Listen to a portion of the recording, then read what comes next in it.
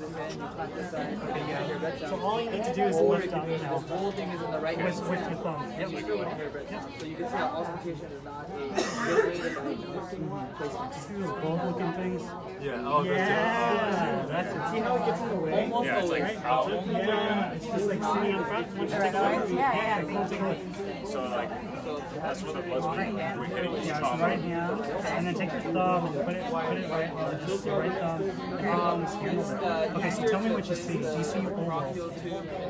Bring your thumb up and down. The right There you go, that's it, that's it. Okay, see oval, right? Okay, oval is the glottic opening. That's how we check. Right?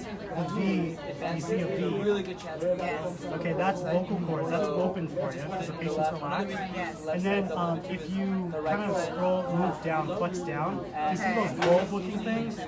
Like They're flex it huge. down like so. Just flex, yeah, use your thumb to flex. Okay. You see it? Oh, yeah, that's Yeah, huge. it's huge, Yeah, right? yeah. Exactly. That's what the ET tube gets caught